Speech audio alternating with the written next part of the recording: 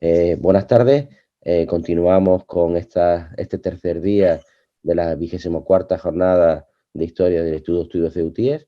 Este día pues lo estamos dedicando a la mitología islámica, y para hablarnos desde sus aspectos artísticos y estéticos tenemos la enorme suerte de contar con José Miguel Puertas Vilches, que es arabista y profesor titular del Departamento de Historia del Arte de la Universidad de Granada, además de ser miembro de la Real Academia de Bellas Artes de Granada.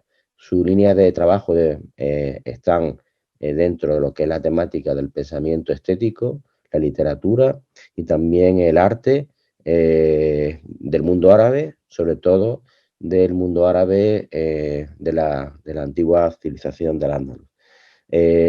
Algunas de sus obras más conocidas, pues el del pensamiento estético árabe del año 1997, el La Alhambra, de la que hoy estoy seguro que habrá muchísimas referencias, y la poética del agua en el Islam.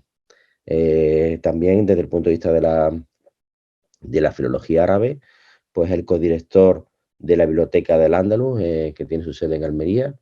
Así que bueno, pues con José Miguel se siente uno como en casa, porque bueno, la Universidad de Granada es la Universidad de Ceuta, el campo universitario de Ceuta, como todo el mundo sabe, pertenece a la Universidad de Granada. Así que pues es un enorme, pues eso, satisfacción y placer pues tener esta tarde al profesor Puertas Vilches con nosotros. Así que José Miguel, sin más dilación, te paso la palabra para disfrutar de tu ponencia. Bueno, pues muchas gracias, José Manuel, y la verdad es que, bueno, para mí también un placer, ¿no?, estar hoy aquí con todos vosotros. A Ceuta le tengo un cariño especial, ¿no?, porque ya la visité yo varias veces con mi padre en los años 70.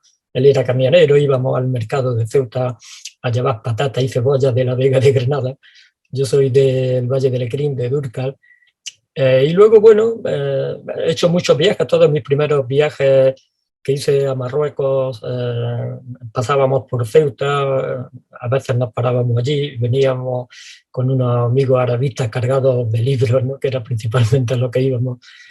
Luego viví en Melilla. Ya, bueno, conozco un poco, aunque, bueno, con las diferencias que existen entre Ceuta y Melilla, y bueno, no hace tampoco, poco antes de la pandemia, también tuve la oportunidad de participar con una charla sobre caligrafía árabe en la Escuela de Idiomas, ¿no?, de Ceuta, ¿no? De manera que, bueno, es la primera oportunidad, gracias a Guadalupe, gran amiga y de nuestro departamento de aquí de Historia del Arte, que ahora tenéis la suerte de disfrutar de ella y de su persona en Ceuta.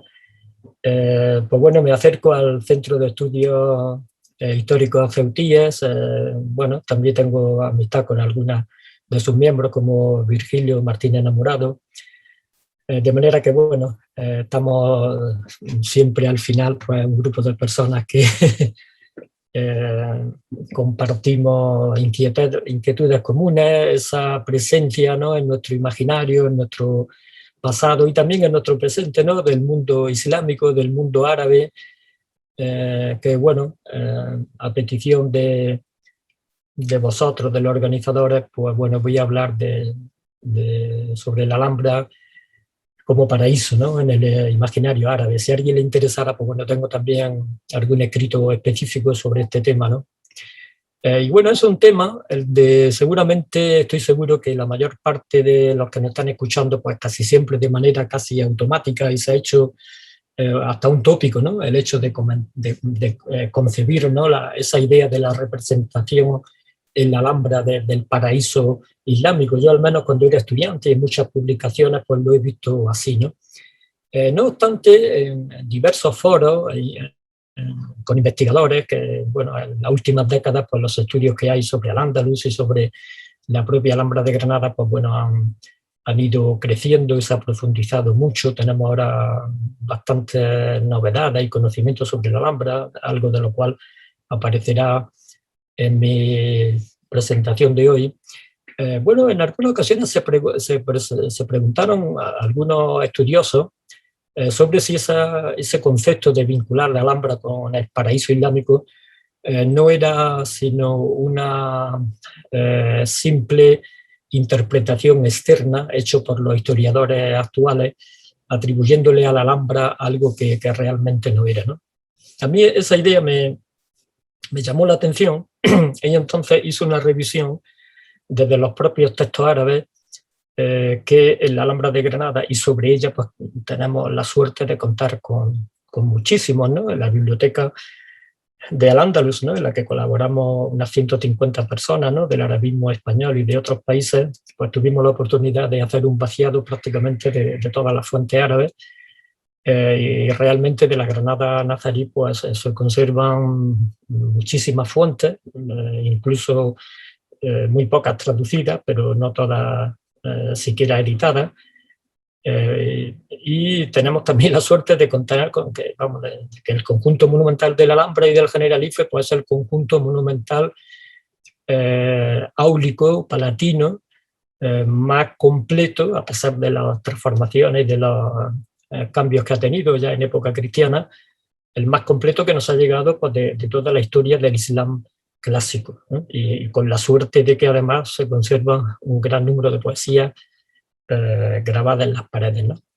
De manera que yo la exposición que voy a hacer ahora y este trabajo que hice en su momento por escrito y que se publicó, pues tiene que ver con la idea de analizar cómo los propios constructores del Alhambra utilizaron el concepto del paraíso islámico terrenal y celeste, y lo trataron de evocar de una manera bastante clara y sistemática en sus propias construcciones, no como interpretación externa, sino como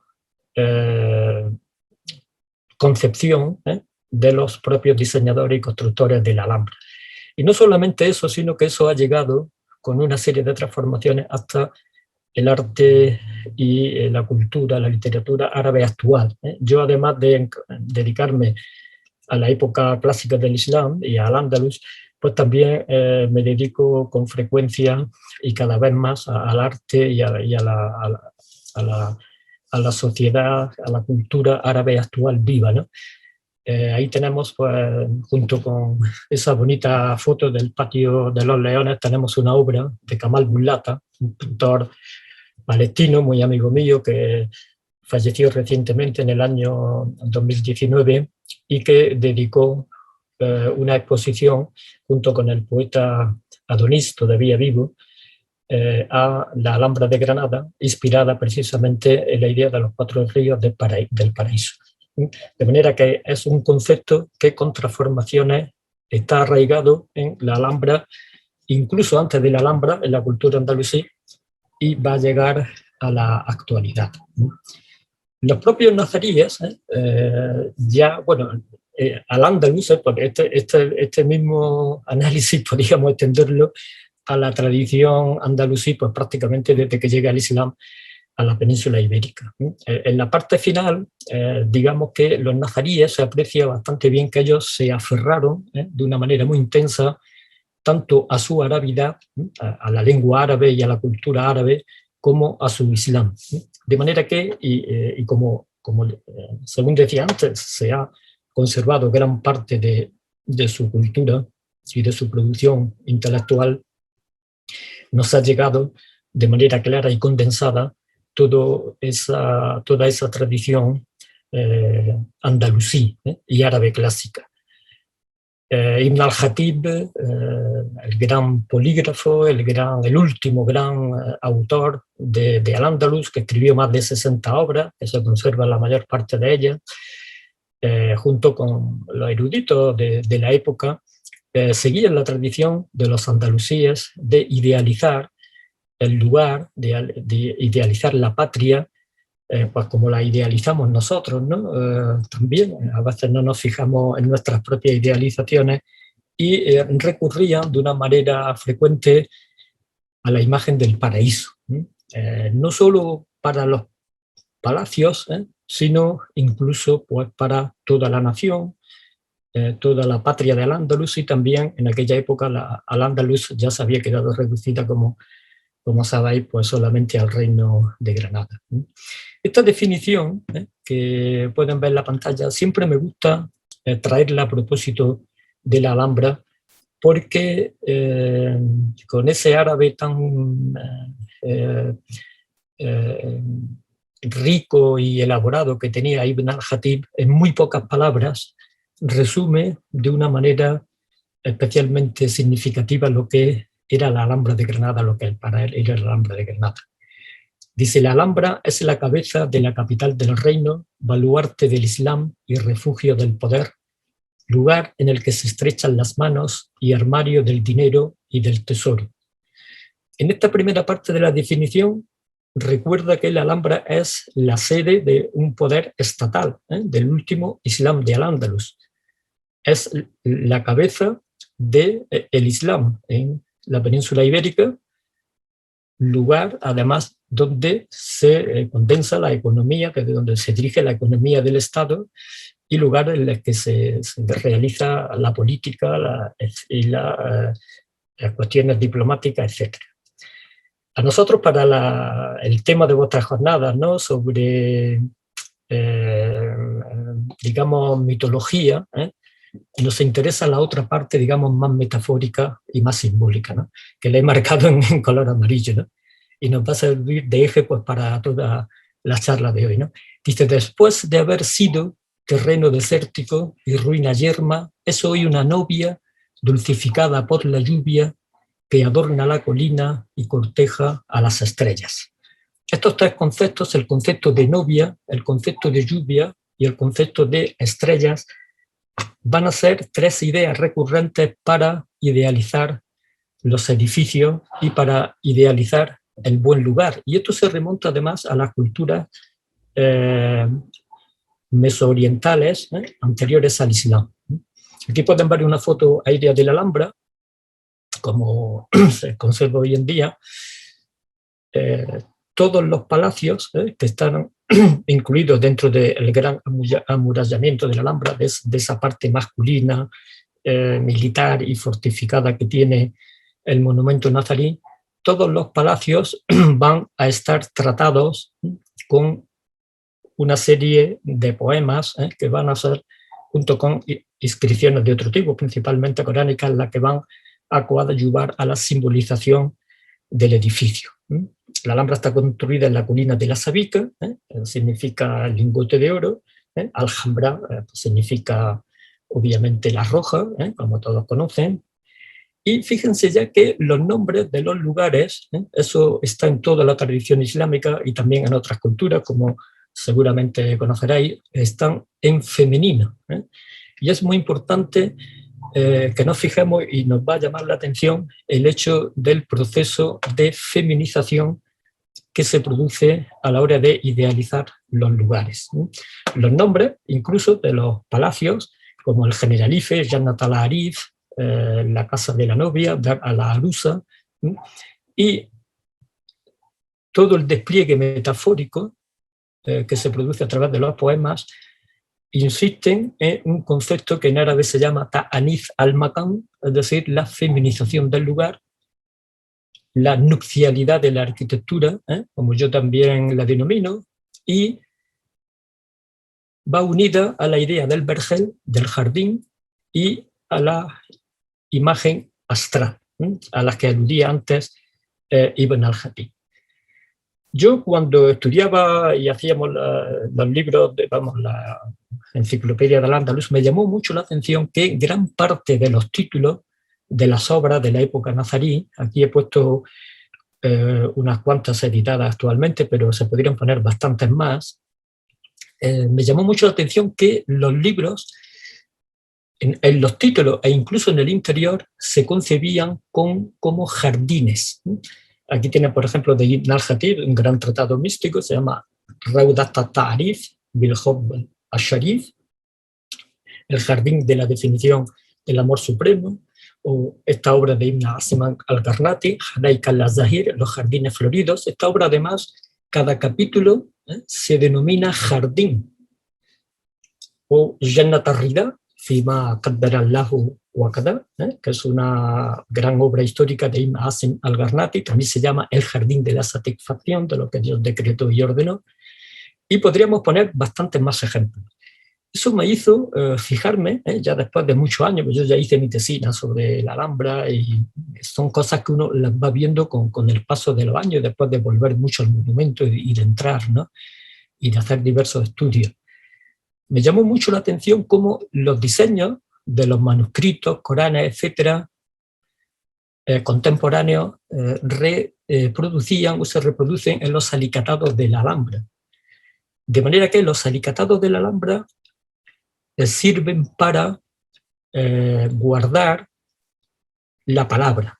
La palabra en la Alhambra, supongo que la mayoría de ustedes conocen, y si no lo vamos a ver ahora, por encima de los azulejos está todo lleno de palabras. Es una arquitectura de textos, una arquitectura, o una arquitectura también la llamo yo parlante o de palabras. De manera que cuando nos sentamos, o se sentaban los nobles y soberanos que habitaban estos palacios, pues se podrían acercar, retrepar a la pared, pero nunca tocar, nunca mancillar la palabra. La palabra siempre aparece más arriba, está guardada y protegida como en las páginas de un libro.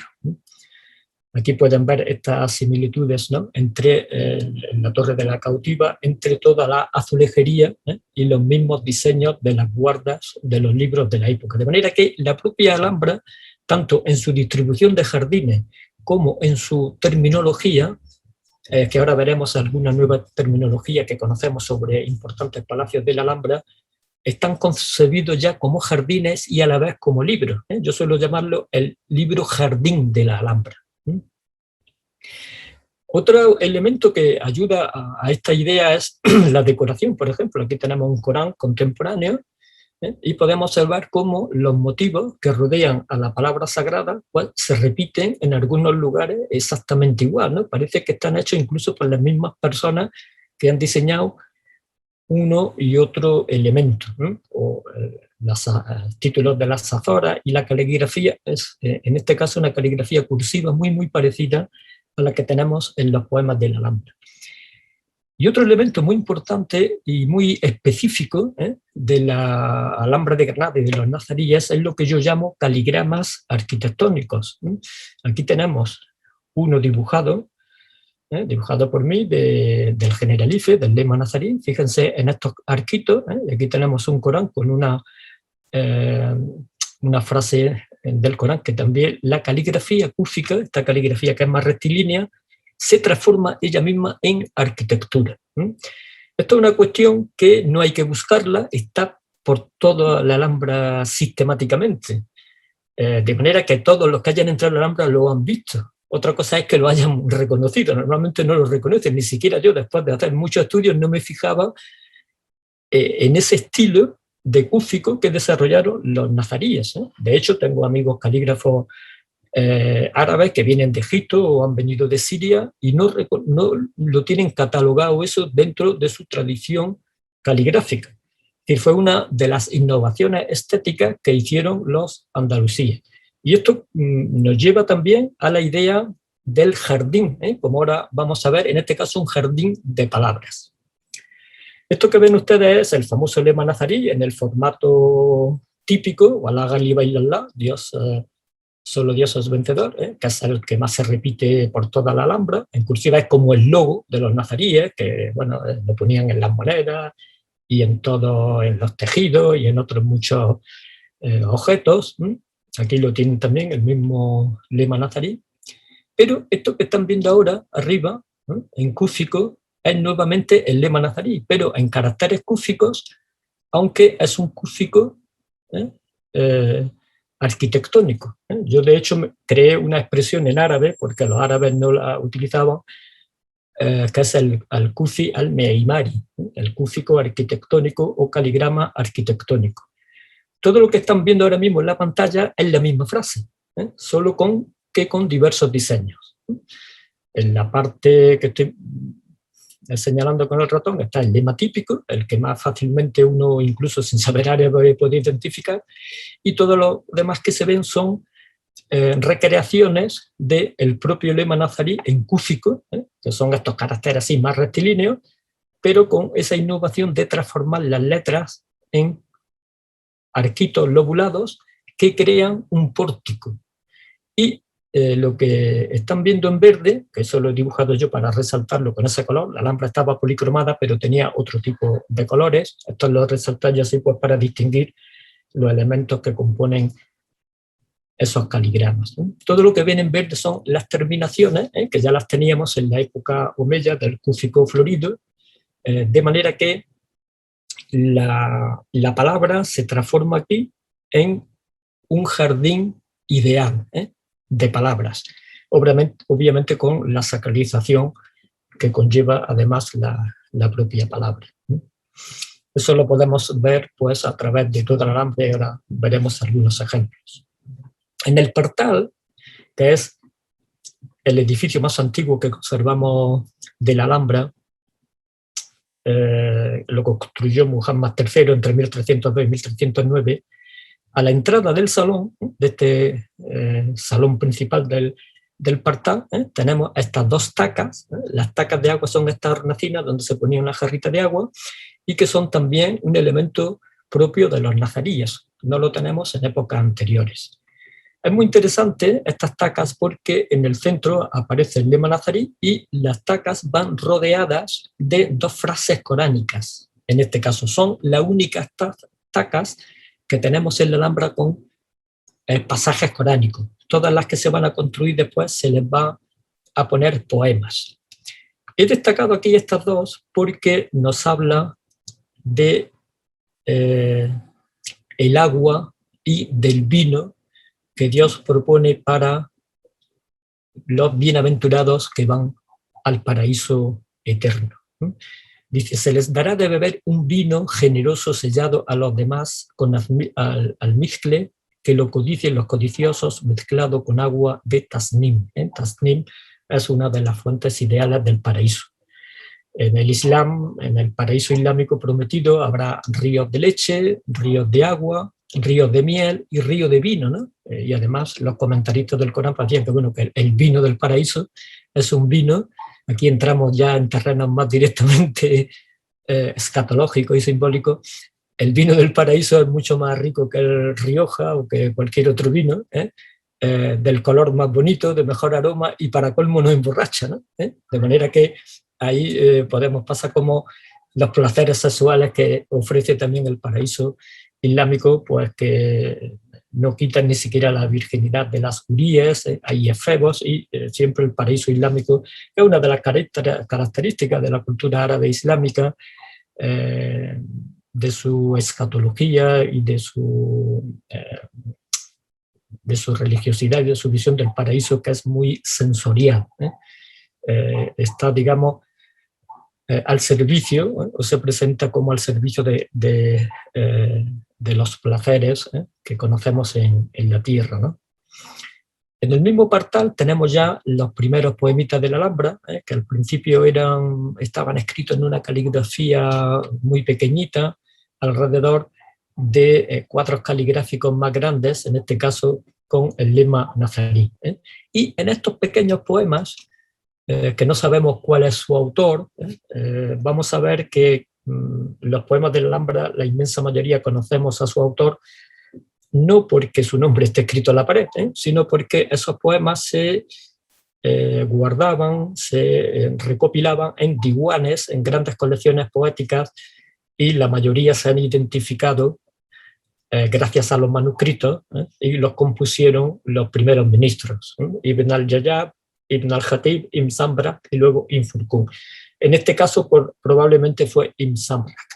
Es interesante porque en estos poemas ya se idealiza de una manera clara y directa el lugar, ¿no? el sitio, ¿no? Pues una mansión de alegría, de felicidad, por la gloria y la esperanza ayudada. Siempre van a cumplir esa función de idealización, esos poemas que cada vez, con el paso del tiempo, se van a ir enriqueciendo y haciendo, pues bueno, una obra, un género literario específico, que es el género, como lo llamaba Rubiera Mata el género de Kusuriat, ¿no? Es decir, género de poesía palatina, ¿no? Poesía epigráfica palatina, ¿no? Que hubo antecedentes en la cultura del Andaluz, pero muy puntuales y que además no nos han llegado, ¿no?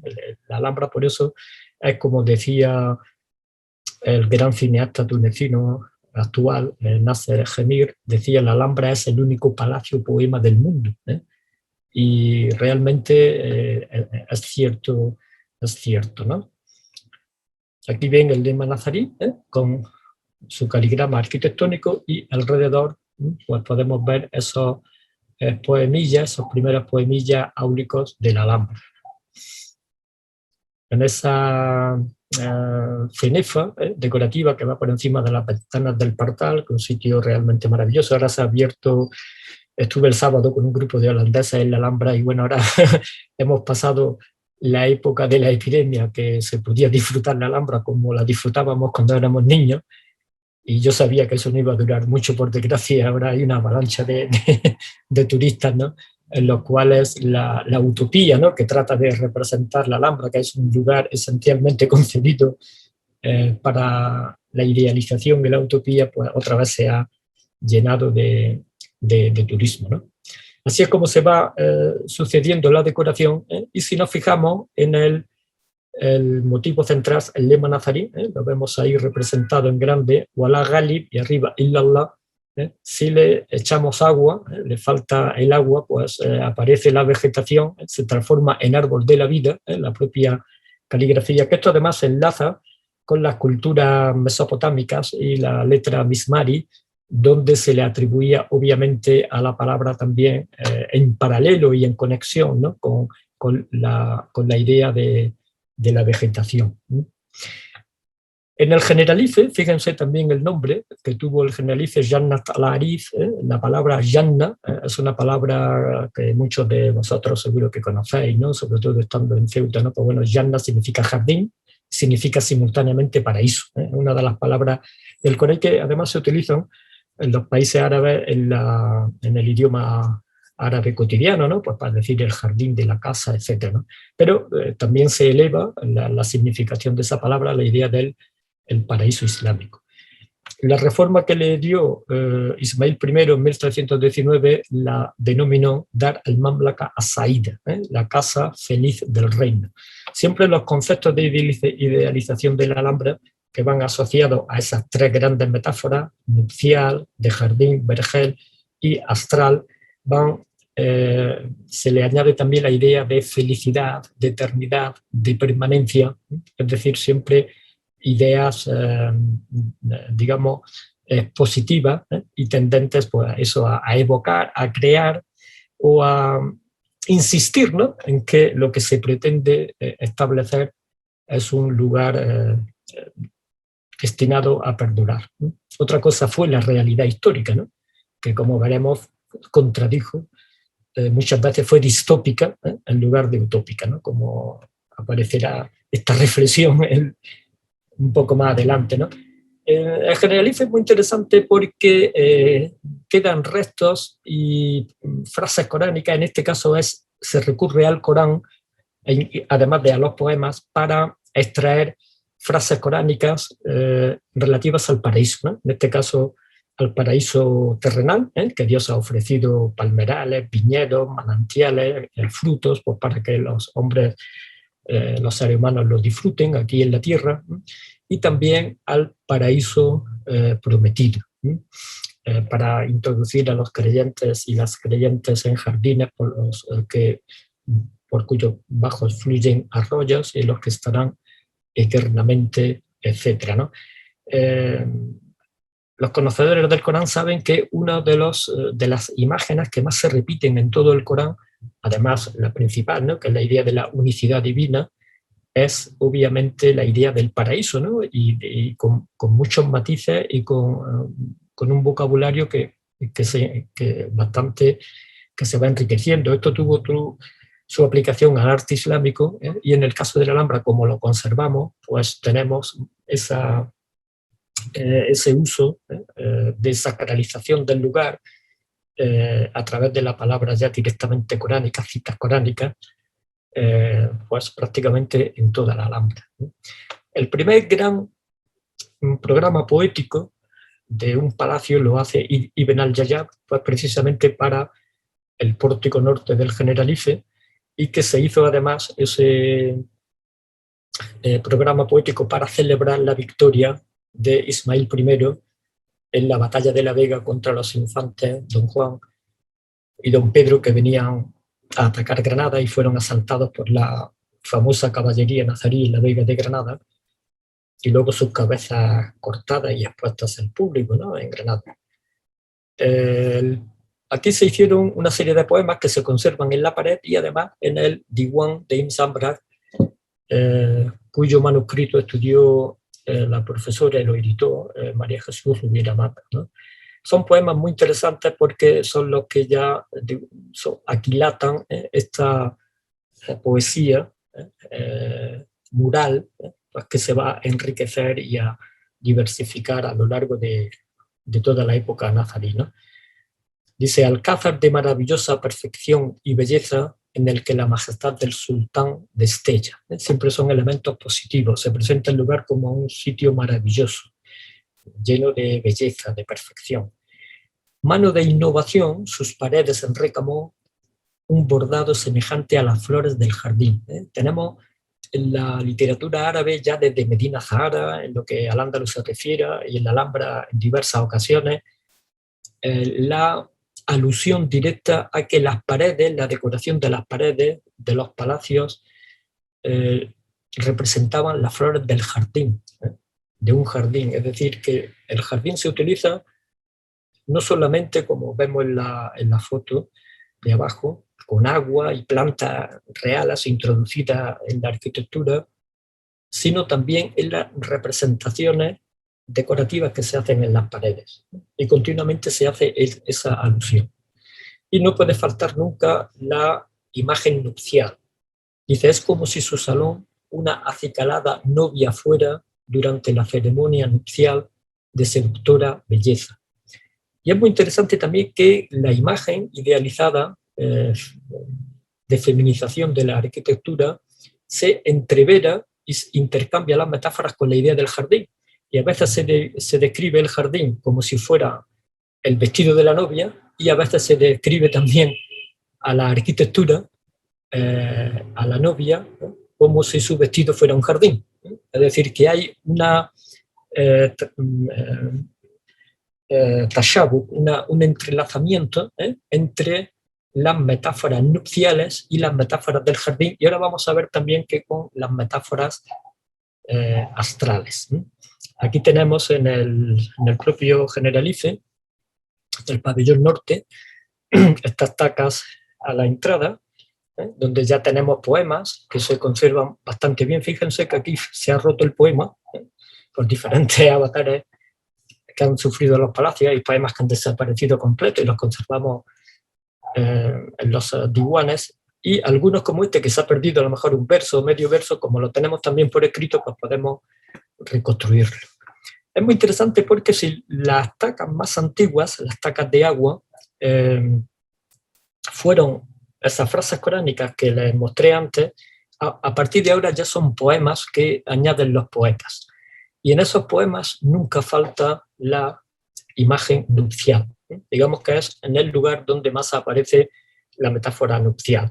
Obviamente esos poemas juegan también con la idea del agua, con la idea de que este lugar es como donde la tarima en la que se presenta una novia, etcétera, etcétera. Y también hay que decir, aquí pueden ver una imagen desde el pabellón sur del Generalife hacia el patio de la acequia, y el célebre manuscrito de Ibn Lujum, que era poeta, era agrónomo, era un erudito almeriense que trabajó en la corte nazarí, y que, bueno, es un manuscrito muy interesante porque establece, recoge toda la tradición agropónica del Andalus, porque ya desde Medina Zahara tenemos documentado, pasando por la época del califato, o sea, desde el califato de Medina Zahara, pasando por toda la época de taifas, almohades y la Granada nazarí, los grandes reyes y los palacios tuvieron siempre sus jardineros, eran además tratadistas solían ser poetas también y médicos, muchos de ellos, de manera que la medicina se combinaba con la creación y desarrollo de jardines, y esos jardines eran productivos y decorativos. De hecho, Antiquinari y otros grandes jardineros, en este caso del siglo XI, pues viajaron a Oriente y experimentaban, conocían nuevas técnicas agrícolas, etcétera, etcétera, y todo eso se aplicaba a los palacios y quedó por escrito, ¿no?, una gran tradición científica que recoge el amor, la pasión y el cultivo y la dedicación, y como forma de representación del poder también, y en cierto modo de ejercicio, ¿no?, del Islam, que llevaban a cabo las propias élites de los palacios y de los reinos andalusíes.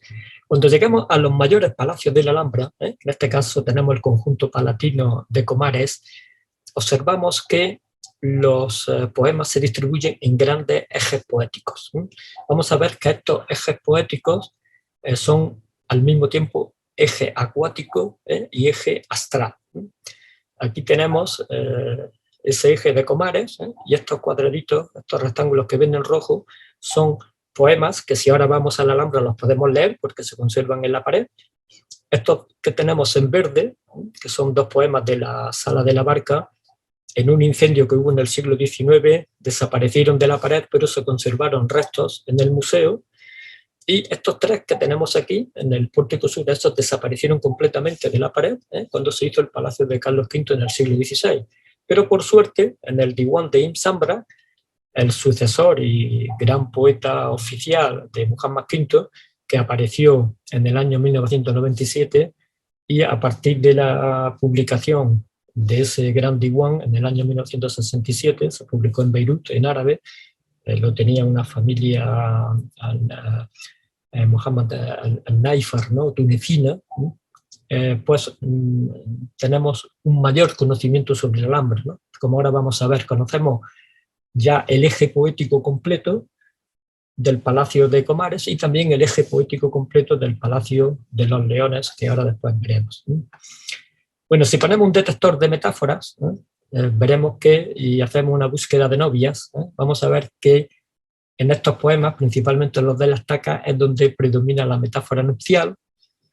Si buscamos paraísos, la otra metáfora, pues vamos a tener dos poemitas sumamente expresivos en este aspecto. Y si hacemos la búsqueda de astros, los tenemos también en todo el eje y obviamente en la zona de mayor cúpulas, ¿no?, donde había cúpulas.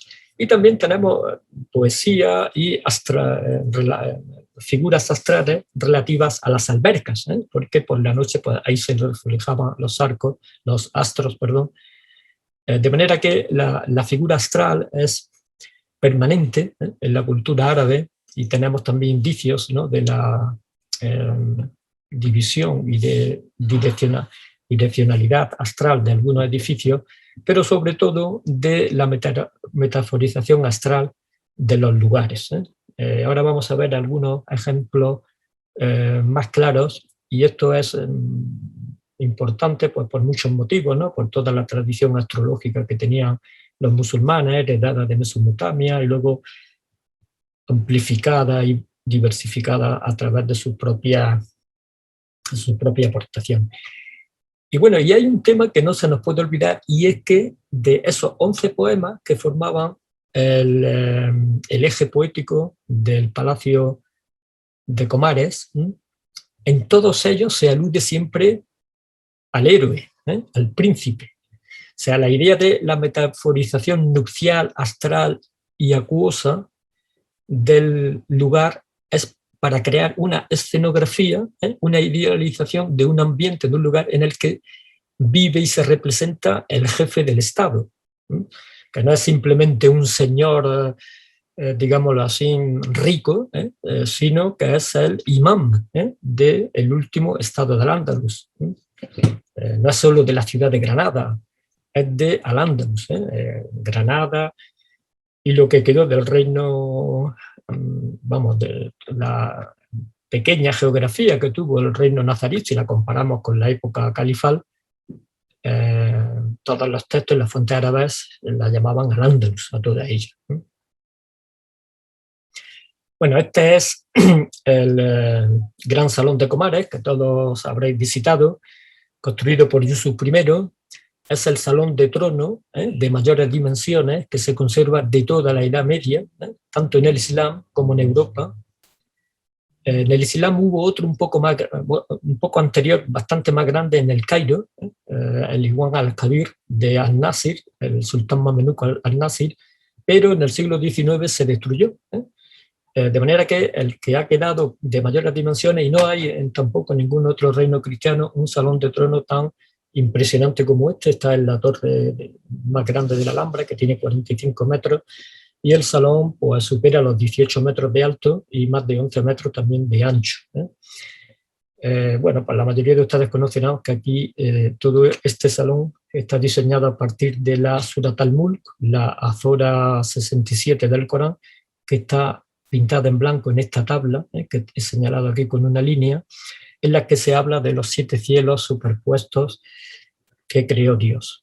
De manera que hay una representación cósmica espectacular que reproduce o recrea la idea de los siete cielos.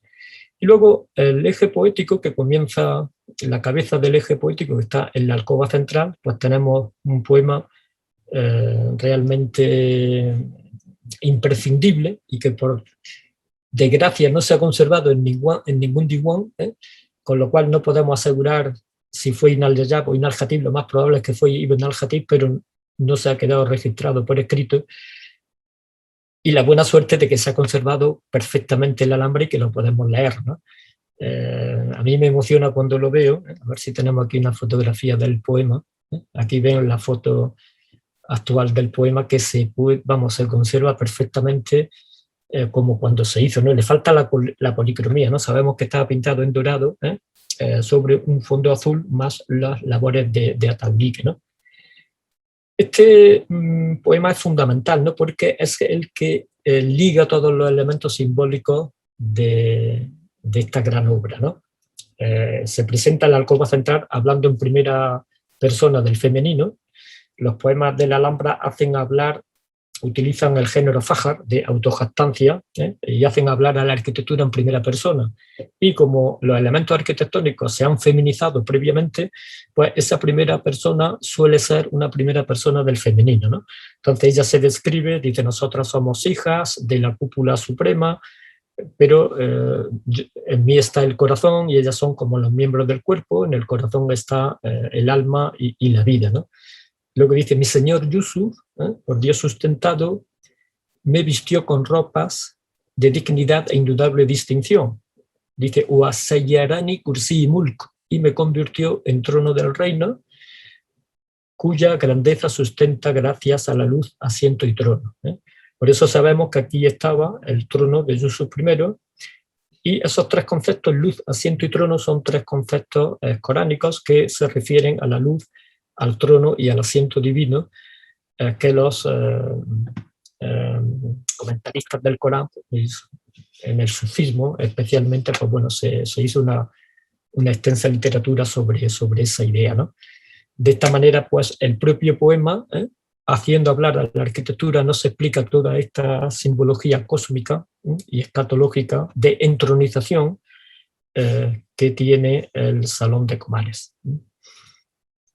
Aquí pueden ver una recreación que se hizo de estos poemas en el siglo XVIII, un pintor granadino de la Real Academia, Diego Sánchez Sarabia. Y esta recreación, este dibujo, porque el diseño, que lo estudió el padre Darío Cabanela, tuvo la suerte de ser alumno suyo. Una de las mejores obras que jamás se han hecho sobre la Alhambra de Granada fue el estudio que él hizo sobre el techo de este salón, ¿no? Y de toda la simbología del salón, ¿no? Gracias a que apareció una tablilla, fíjense, tiene 8.017 piezas. Esto que están viendo ustedes, yo cuando hago visita a la Alhambra siempre les llamo la atención, porque hay gente que no mira hacia arriba, ¿no?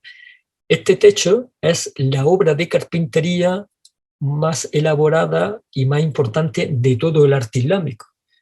El arte islámico es mucho arte, son muchos países y muchos siglos.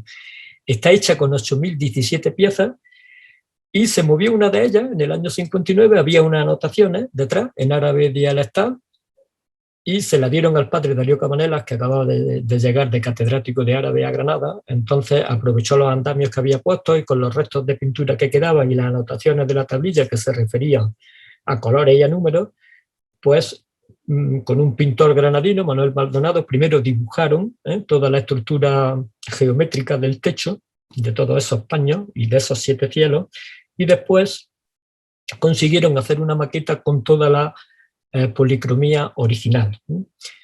Se llevaron varias sorpresas, una que, bueno, había las estrellas más grandes, tienen 2,5 metros de grandes, y que había 2 tipos de estrellas, una con lazo de 8, el lazo es la estrella central de 8 puntas y otra de 16, cosa que no sucede en ningún otro lugar de la Alhambra y que eso dificulta más el diseño, ¿no? Los diseñadores o diseñadoras que tuvieron, que no los conocemos, por desgracia, bueno, llevaron el arte de la geometría, en este caso aplicada claramente y demostrado fehacientemente, ¿no? Sin especulaciones, sino bien documentado por el padre Darío Cabanelas, por la zona del Corán, también por el poema que he citado antes, a esa espectacular representación cósmica de los 7 cielos del Corán.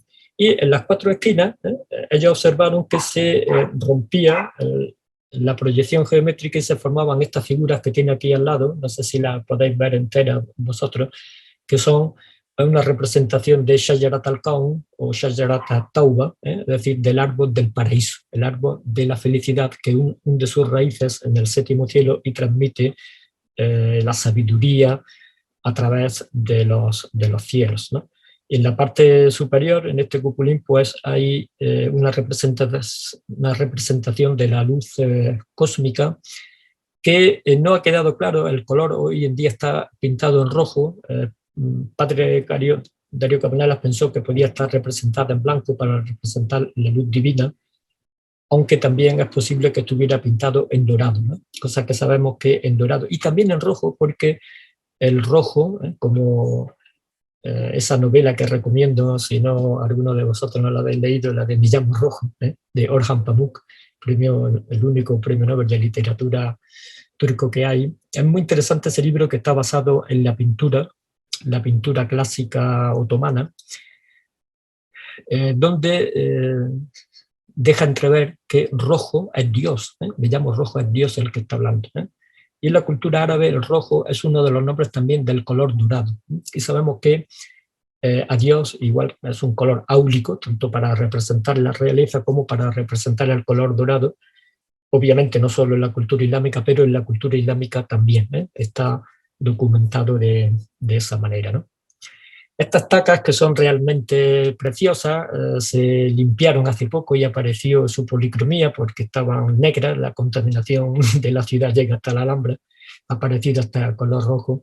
Pero bueno, son una de las más bellas de la Alhambra, están en mármol, con lo cual yo siempre que tengo oportunidad y los vigilantes me dejan pararme con la gente que voy, porque hay tanto turismo que a veces no nos podemos ni parar, a ver, hay que andar y este arte muy refinado, ¿no? Requiere fijar la mirada, ¿no? Como dicen los árabes.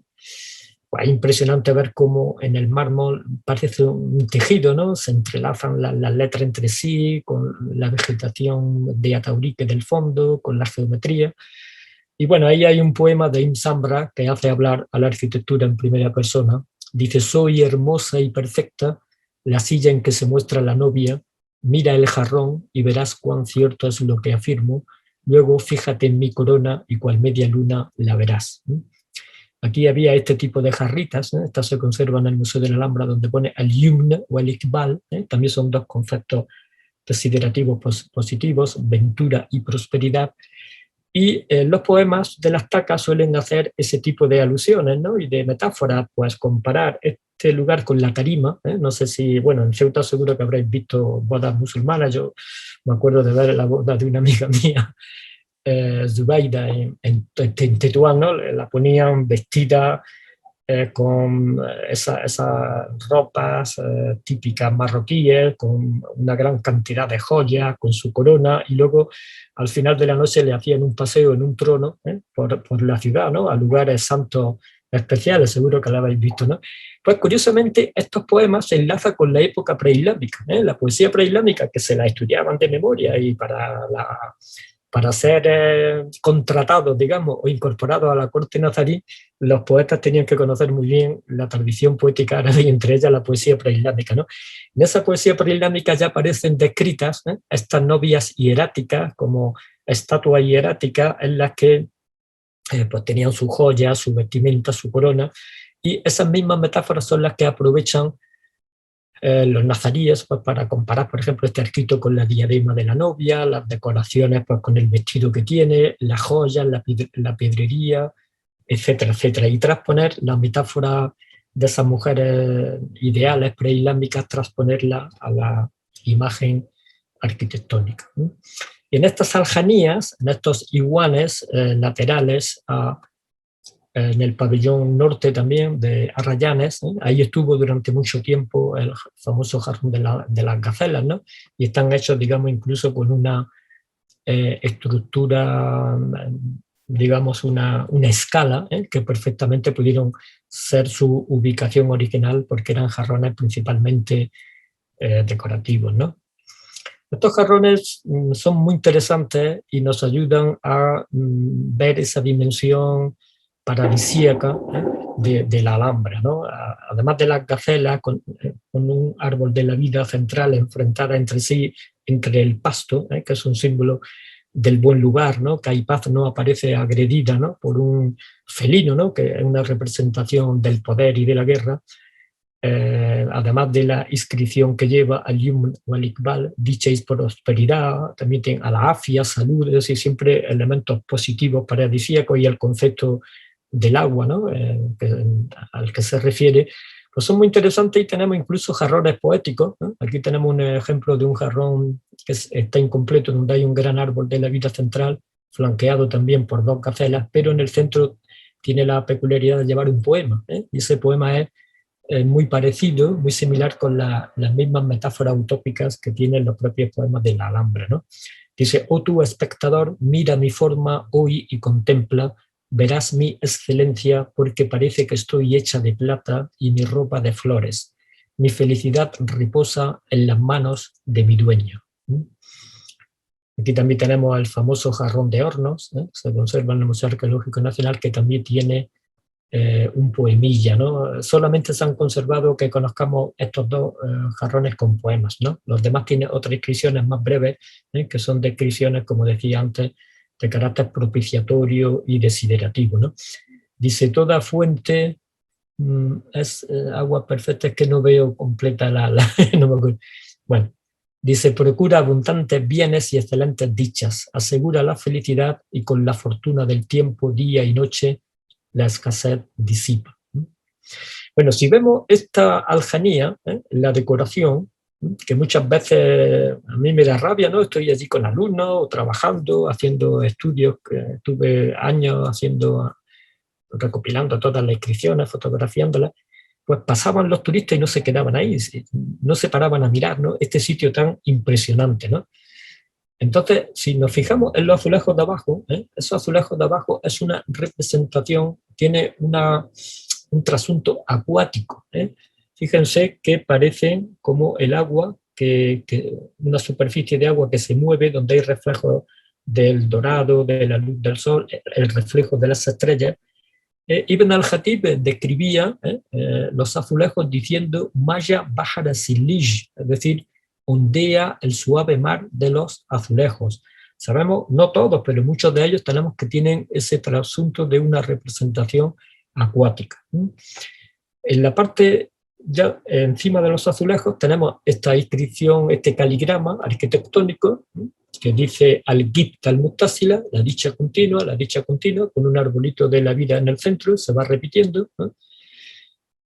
Y luego viene la cenefa, el friso de mocárabes, en la parte superior inscripciones ya en honor a Muhammad V, al constructor, Yumno, ventura, dicha, buena suerte, es una de las palabras que más se repiten en la Alhambra.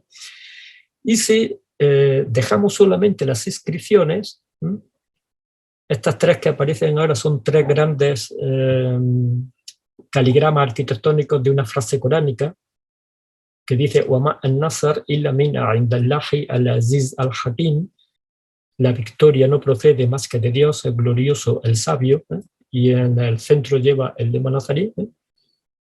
Fíjense la variedad, aquí tenemos tres caligramas arquitectónicos, este es más pequeño, con un árbol de la vida en la más central, este formado por yumno, la misma palabra desdoblada en espejo, y aquí ya un caligrama más grande, formado por esa frase coránica.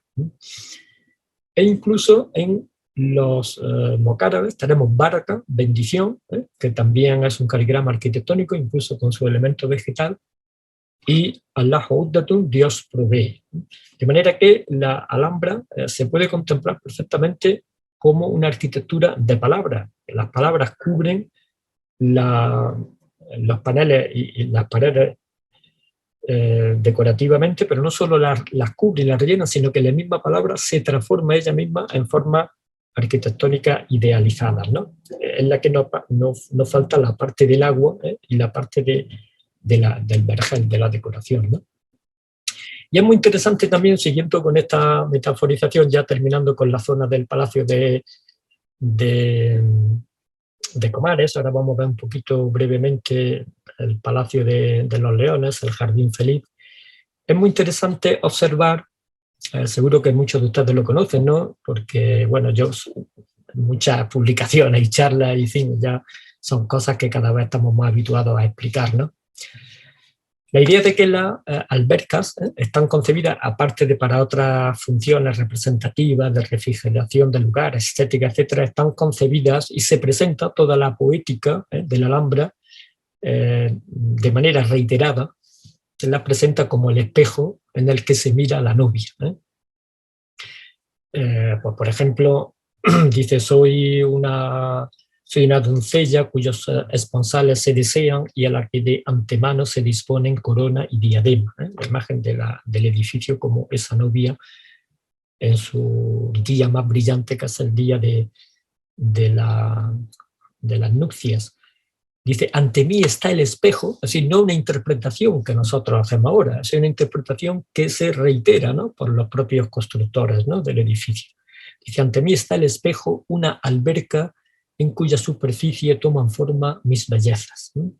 Y este otro precioso de Ibn al-Jatib, para un palacio que él tenía con una alberca también, en Ain Adamar, la fuente de las lágrimas, dice el edificio, soy novia que de arrayanes llevo mis túnicas, el pabellón es mi corona y el estanque mi espejo. De manera que de nuevo los arrayanes, el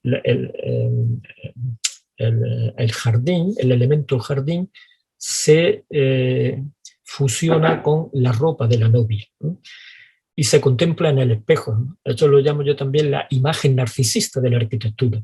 Cuando la arquitectura llega supuestamente a la perfección, ya lo único que le queda es contemplarse en el espejo. Porque es una idea que reiteran mucho la literatura árabe sobre arquitectura y los constructores nazaríes. La idea de que la arquitectura es perfecta, no puede tener una réplica. En ese caso, el sultán, el soberano, que es el constructor y se presenta como un Salomón constructor, el soberano obviamente pues, tendría una competencia, ¿no? Y esto enlaza también con algunos relatos de la muerte del arquitecto. Curiosamente, de la Alhambra de Granada no conocemos ningún arquitecto. El único arquitecto que conocemos es Muhammad V. Muchas veces se pensaba que las alusiones a Muhammad V como constructor era, pues bueno, simplemente retóricas, pero aparte de que Ibn al-Jatib le dedicó un poema criticándolo, diciéndolo que se pasaba el día entre maromo y andamio y ocupado de sus construcciones y se olvidaba de sus obligaciones con el pueblo, aparte de eso que probablemente le causó el comienzo de la persecución a Ibn al-Jatib, ¿no?, que acabó con su sentencia de muerte y asesinato en Fez. Un reciente texto que antes puse al principio, a propósito de los libros con título y forma de jardín, el de Ibn Hazm al-Garnati, Ahí describe la construcción de los alijares y dice claramente, varias veces y con mucha precisión, que lo diseñó Muhammad V mismo y que se preocupó de que se hiciese ese edificio como él lo había diseñado. Seguramente contaría con otros arquitectos y con otros ayudantes, pero de Muhammad V sí podemos decir con seguridad que se implicaba muy, muy directamente en sus propias construcciones, ¿no? Otra cosa es que, obviamente, bueno, aún así todos los sultanes nazaríes pues, quitaron de medio, digamos, la imagen y la figura del constructor y se la atribuyeron a ellos inexorablemente, ¿no? Y ya saliendo de esta parte de la Alhambra, antes de entrar en el Jardín Feliz, en el Palacio de los Leones, es una lástima que se hayan perdido los poemas de estas dos tacas. Las que hay ahora son reposiciones ya del siglo XVI, cuando se hizo el Palacio de Carlos V, que dejó a la Alhambra, pues como se conservó la Alhambra, pero se quedó como un cuarto trasero, un jardín del Palacio de Carlos V, ¿no? Gracias a que apareció y se publicó el Diwan de Ibn Sambras, pues hemos recuperado estos dos poemas, ¿no? Y entonces esos dos poemas apoyan más que ningún otro mi teoría de que la idea de presentar los edificios como el paraíso no es solo una interpretación nuestra, sino que así lo querían hacer, ¿no? Los constructores, ¿no? Dice, esta estancia es un paraíso eterno. Además, estos son conceptos muy interesantes porque son conceptos escritos en la poesía, pero tomados del Corán. Eso en árabe lo llaman tadmin, ¿no? Es decir, incrustación de una frase, una palabra, un concepto de otra ciencia o de otro lugar e incluirla en la poesía, ¿no? Sería nosotros como en cine, ¿no? Un guiño, ¿no? Un guiño al Corán, pero directamente inserto en la poesía, ¿no? Dice, esta estancia es un paraíso eterno de permanente alegría y felicidad, donde en pos del deleite se reúne toda suerte de húmedas umbrías y frescas aguas. Este es el paraíso de delicia al que ningún morador abandona. Las flores, mis grabados, las flores de mi jardín parecen y mi blancura la paz de la mañana remedia. Otra vez alude a la decoración como si fuera jardín también, además del jardín que se ha construido. El baño de Comares, en la Alhambra hubo 12 baños, prácticamente todos ellos en ruinas, solamente se conserva este bien y otro un poquito. Este baño es el único baño, yo lo llamo el único baño poético de Al-Ándalus, ¿no? Pues porque es el único baño en Al-Ándalus que tuvo poemas, dos poemas, ¿no? Uno de ellos se ha perdido y el otro se conserva, ¿eh? El que se conserva lo tenemos aquí en la sala de agua caliente, que está en mármol, ¿no? Y ahí también se alude a la idea del paraíso. Dice, lo más maravilloso ahora en el pasado es una guarida de leones en una morada del paraíso, ¿no? Y las metáforas, es muy interesante ese poema porque nos recuerda también que ahí había dos grifos con la cabeza con forma de león que echaba uno agua fría, otro caliente. Y en el poema que había se ha desaparecido de la entrada, pero lo tenemos en el Diwan de Ibn al-Jayab, ¿no? Dice, entra en nombre de Dios en la mejor de las casas, lugar de pureza, lugar de reflexión. Son los baños de la casa real que han hecho con cuidado grandes inteligencias. En ellos el fuego tiene dulce calor y el agua fuentes que emanan. En ellos se cubren los deseos, pues te bastan los dos contrarios, el agua y el fuego. Los vestidos se quitan aquí alegremente y el primero de ellos es el de la gravedad, el de la seriedad, ¿no? Al Wikar, dice el poema, ¿no?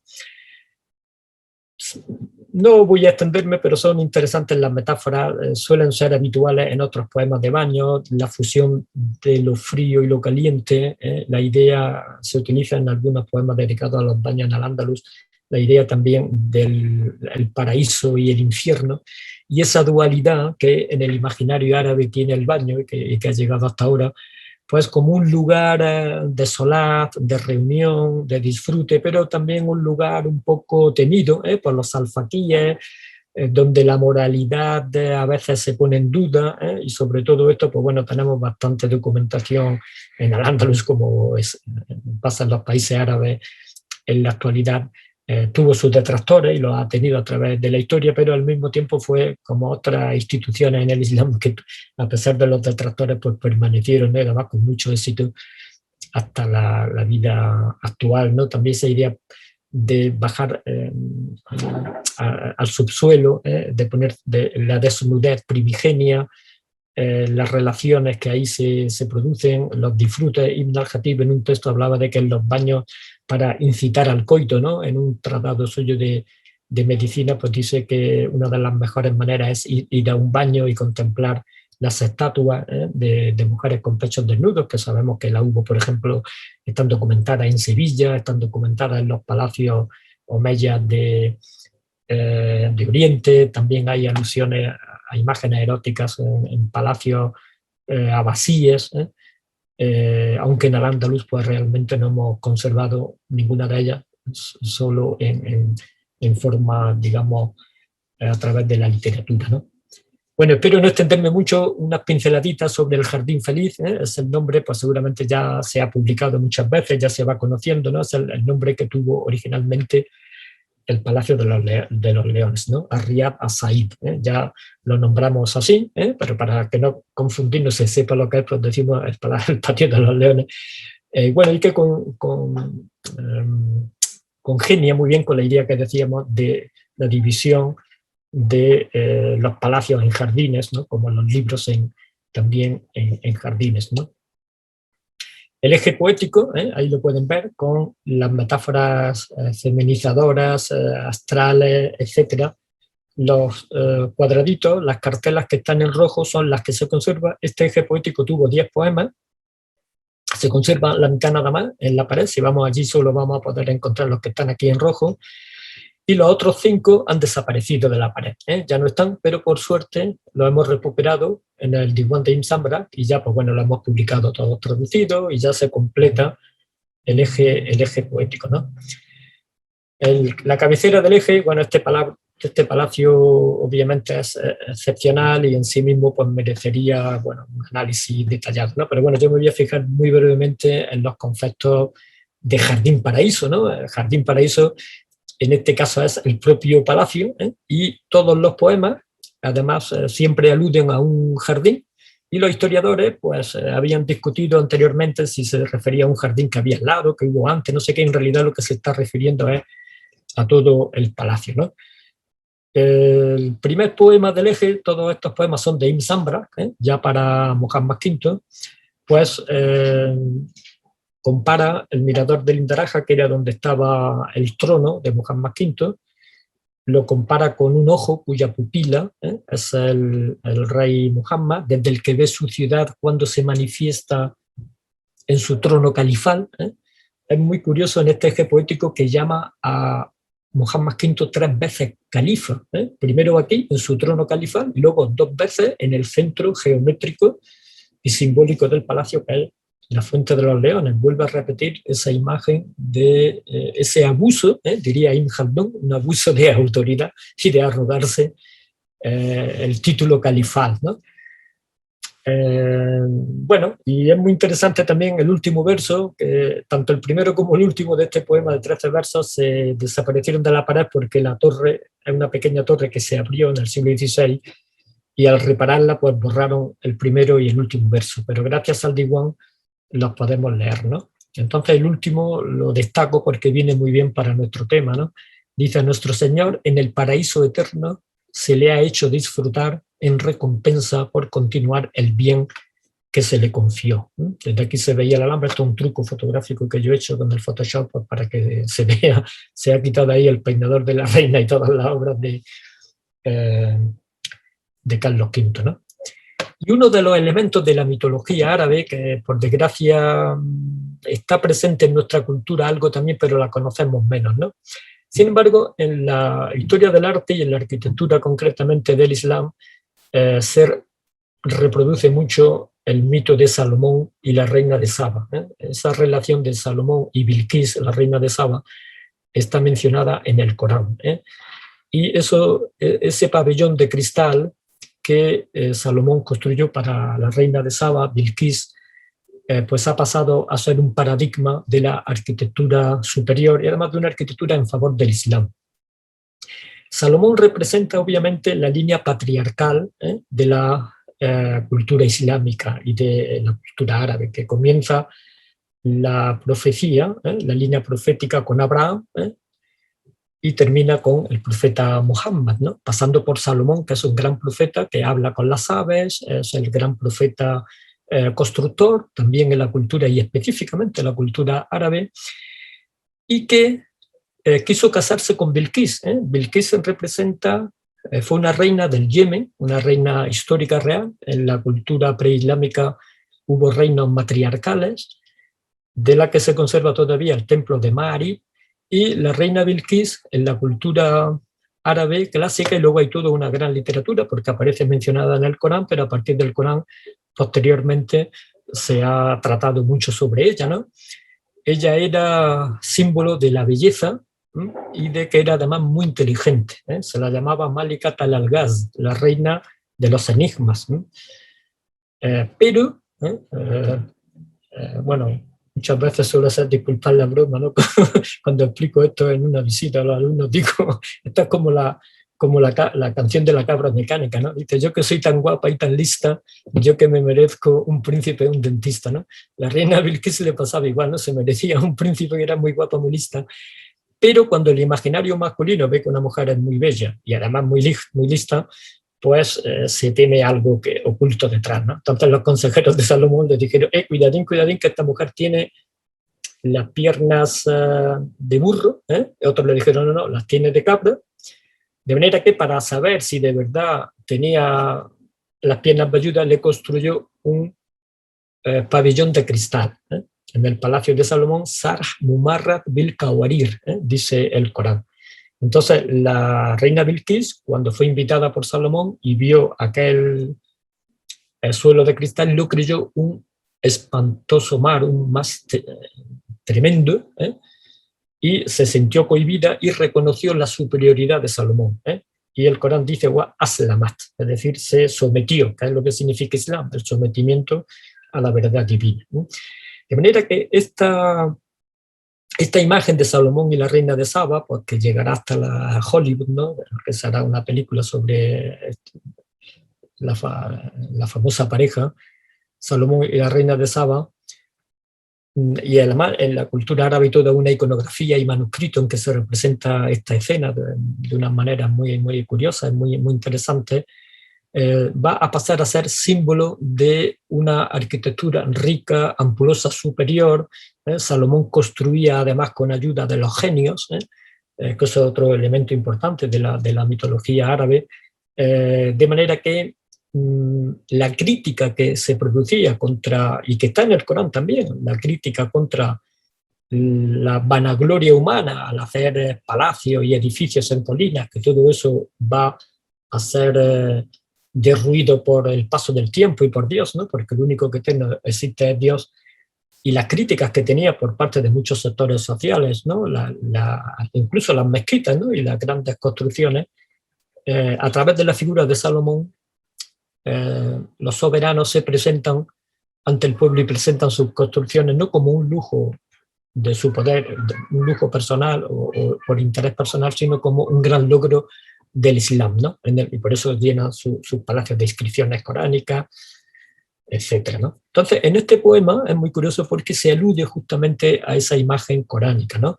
Dice, es un palacio de cristal que quien lo ve cree que es un temible mar que le espanta, ¿no? Una mente islámica y que conoce el Corán rápidamente se va a esa figura de Salomón y reina de Saba. El Corán no dice nada más, pero los exégetas pues, posteriormente hacen interpretaciones, y unos dicen pues que finalmente Bilquis se depiló las piernas, ¿no?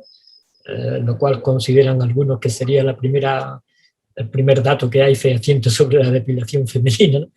Y otros dicen que no, que finalmente, y se casó con Salomón, ¿no? Es decir, se sometió finalmente a la línea preislámica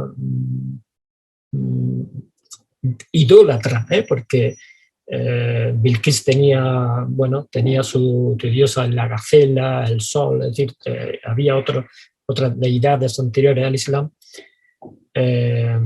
Se somete a esa línea patriarcal que termina con en la profecía del profeta Mahoma, ¿no? Y otros dicen que no, que a pesar de todo, pues Salomón vio que efectivamente tenía ese alma diabólica, ¿no? Que es lo que representa las supuestas patas de burro o de asno o de cabra, y finalmente pues no se casó con ella, ¿no?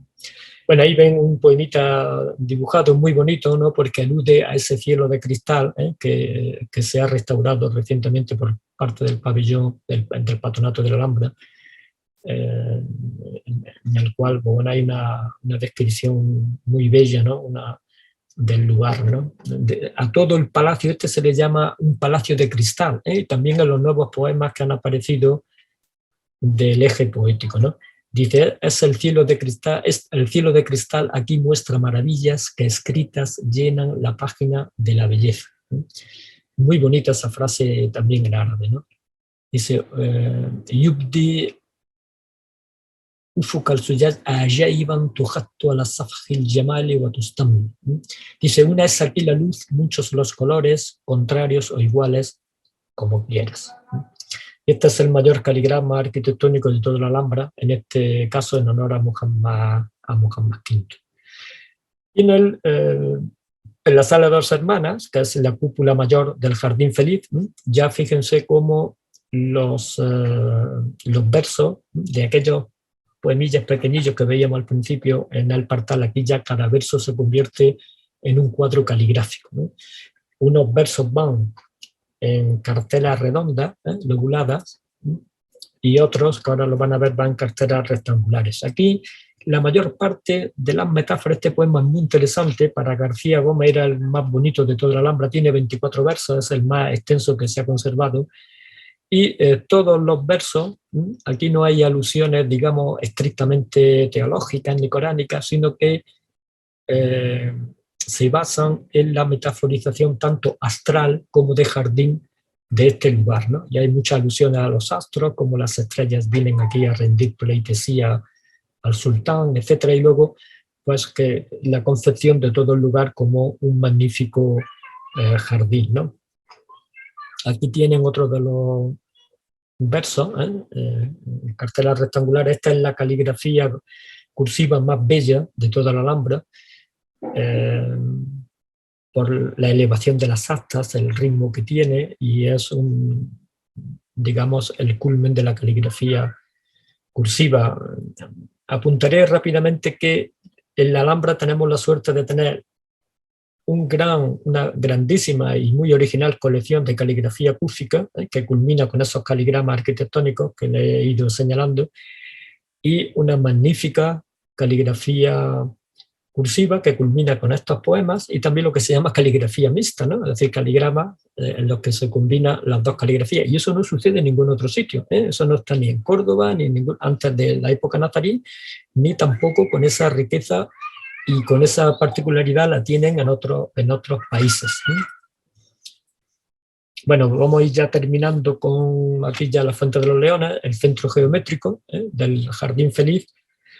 Una fuente también, pues bueno, pues la simbología es riquísima, por mucho que la hemos visto, si uno la analiza con detenimiento, es una obra realmente especial. Todo el palacio, el diseño es muy, muy original, es una combinación de elementos traídos probablemente de la arquitectura cristiana por la relación que tuvo Muhammad V con Pedro I, el rey de Castilla en Sevilla, más otras tradiciones orientales y la innovación del propio Muhammad V y quien le ayudara a diseñar este espacio con 124 columnas que tiene 5 ejes de simetría. En fin, es una obra prodigiosa. Y el agua, como aquí en vez de tener un agua estática en la que se refleja la arquitectura, aquí tenemos un agua en movimiento que une en las 4 direcciones, los 4 puntos cardinales, reúne todas las partes del edificio, tanto las cúpulas que hemos visto, la Al-Kubra, la cúpula mayor, como la cúpula de Abencerraje y los 2 templetes laterales, ¿no? Y luego ya sabemos bastante bien, en estudios recientes que se han hecho y excavaciones, cómo funcionaba la torre. La taza estaba unos 60 centímetros más arriba y había otro cuerpo superpuesto. Y los 12 leones que ahora se han restaurado y siguen estando ahí los originales, echaban todo el agua al unísono, al mismo tiempo, y salía por la fuente central. De manera que había 2 circuitos de agua que se conservan todavía, los tubitos de plomo y parte del dispositivo, ¿no? Se podía hacer que funcionara echando el agua a los 12 leones a la vez y la fuente central, con lo cual parecía que era todo una misma agua, digamos, o también se podía privilegiar un dispositivo respecto a otro, o bien que expulsaran los leones solamente el agua o la fuente superior, ¿no?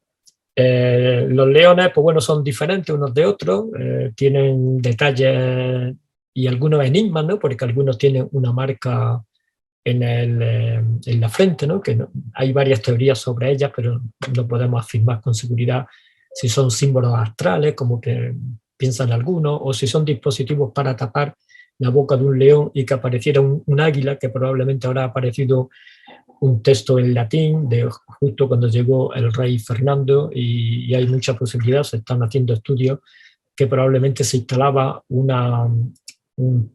águila, la figura de un águila en la parte superior de la fuente, que tapando la boca de 2 de los leones hacía que se movieran las alas. Hay que tener en cuenta que la simbología del águila y del león es común en el arte islámico.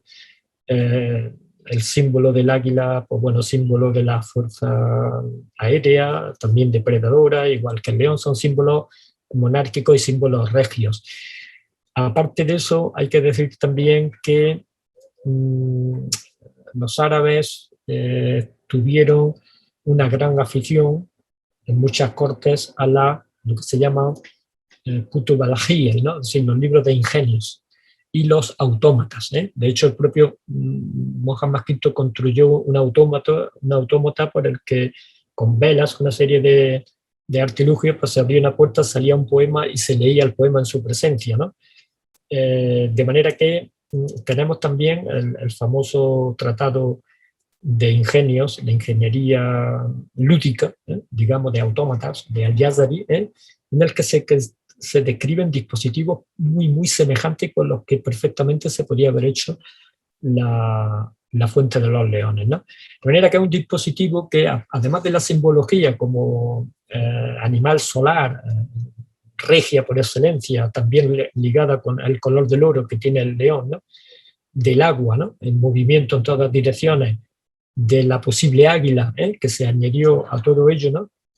Y del funcionamiento y del movimiento, que todo eso se generaba, pues bueno, una fuente de una riqueza y de una potencia especial y única, ¿no? Incluso, por curiosidad, diré que la taza de la fuente tiene unas dimensiones que en una réplica que hubo que hacer le costó mucho esfuerzo en Macael, en conseguir una pieza de mármol tan grande, y que cuando se instaló, por ejemplo, ahora cuando se ha restaurado no se ha podido sacar del patio, pues porque no sale, es decir, es más grande que cualquiera de las aberturas que hay en el patio. Con lo cual, cuando se instaló, tuvo que instalarse cuando no estaba terminado de cerrar todavía la galería ni las puertas del palacio, ¿no? Y ocupa el centro geométrico, ¿no? De manera que la relación que tiene cósmica de dirección, el número 12, todo lo que significa 4×3 como símbolo de la totalidad, etcétera, es una fuente que tiene una simbología riquísima, ¿no? A eso le añadimos el poema, que además el poema de 12 versos lo reestructuró Ibn Sambrak y tiene la misma métrica y tiene la misma rima que el hemos visto antes, de la sala de 2 hermanas. De manera que Muhammad V, cuando se sentaba en el mirador del Interaja, tenía delante de sí el comienzo del poema de la cúpula mayor, de la sala de 2 hermanas, que iba en dirección contraria a las agujas del reloj, y como si fuera del mismo poema, porque tiene el mismo verso, la misma rima y la misma métrica, y pertenecieron a una casida anterior, una casida madre,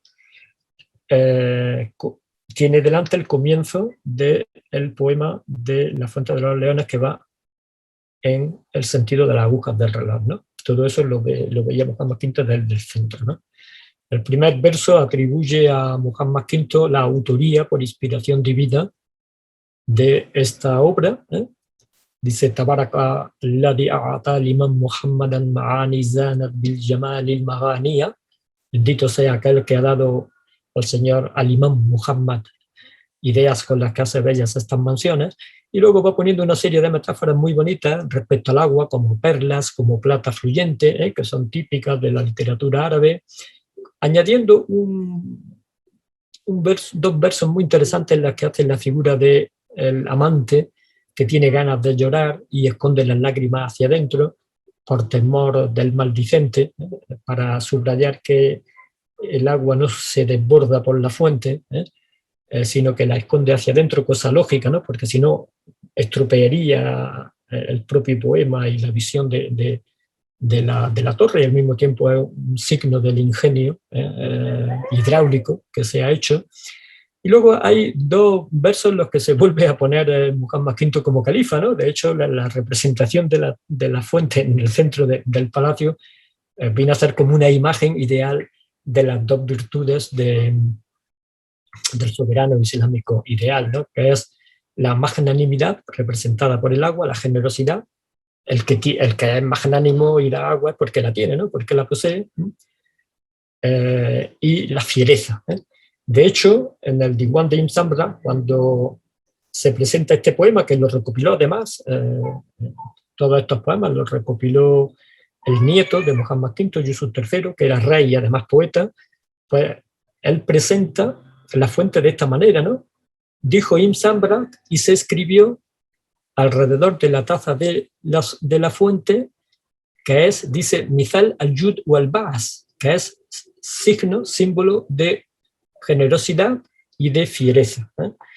Y eso tradicionalmente, pues la figura del león surtidor, que la tenemos en otros lugares en la Alhambra y ha estado en otra época en Al-Ándalus, tiene esa simbología específica en el Islam, porque hereda la simbología obviamente mesorientales, del Mediterráneo, y se enriquece con la parte coránica, ¿no? De manera que hay dos imágenes en las que se presenta nuevamente como califa, ¿no? Dice que su mano califal da el don del agua a los leones de la guerra, ¿no? Lo llama Usut al-Jihad, que están impávidos, temerosos ante su señor y que al mismo tiempo lo están protegiéndole. Es decir, están con un poquillo de inquietud, ¿no? Porque está su señor delante, al que respetan y al mismo tiempo al que defienden, ¿no? Bueno, la parte así de la Alhambra yo ya la terminaría, no quiero ya extenderme con estas imágenes, esta diapositiva que voy a poner, en las que se ve el primer verso de la cúpula mayor de la sala de dos hermanas. Dice: yo soy el jardín que con la belleza ha sido adornado, contempla mi hermosura y mi rango te será explicado, nuevamente presentándose la arquitectura de manera narcisista como insuperable y perfecta. Este caligrama del lema nazarí, que es un pórtico de palabras con su vegetación, las palabras y su forma arquitectónica, que es el lema nazarí, Walagali bailallah, baraka, bendición, yumna, dicha, la geometría que protege las paredes, uno de los versos de la sala de dos hermanas también, y de esa combinación de poesía, de jardín, del libro, una cultura muy libresca, de la que sale la caligrafía y se transforma en caligramas, en arquitectura ficticia, de esa materia realmente, y de esa sugestión, ¿no? O ficción del paraíso que procura la Alhambra, es como está hecha la Alhambra. Eso llegará, y termino aquí si queréis, y disculpar si me alargo, en el cementerio. Justo detrás está el cementerio nazarí, donde se conservan algunas lápidas que tenían también sus poemas, y en esos poemas vuelven a aparecer los mismos mitos del paraíso, pero en este caso aplicados a la sepultura. De estas elegías pasaban luego a las lápidas, se conservan en los diwanés de la época, en los manuscritos, las de bastantes reyes de la Alhambra, aunque no todas se han conservado en la piedra, pero sí se han conservado varias de ellas en la piedra, se pueden ver en el Museo de la Alhambra. Hay un hadith que se alude mucho en estos poemas de la sepultura que dice, atribuido al profeta Mahoma, dice: la sepultura es uno de los jardines del paraíso. Y Ibn Samra, en la elegía que dedicó a la muerte de Muhammad V, y pensad que esto que estáis viendo ahora, esta rauda, la rauda significa jardín, ¿no?, que es el cementerio real, está justo a unos metros detrás del jardín feliz. Es decir, el jardín en vida, y detrás el jardín, digamos, de la otra vida, ¿no? Dice: a la sombra del paraíso eternamente permanezcas y en la inmortalidad tu descendencia perviva. El compasivo, el agua de la fosa de su profeta hasta ti conduzca, lo mismo que a quien sucediste, la mejor fuente otorgó. En la cultura islámica, el profeta Mahoma fue sepultado en la habitación, la que se llama Hujrat Aisha, la cámara de Aisha, era su esposa favorita, en cuya habitación falleció el profeta Mahoma, y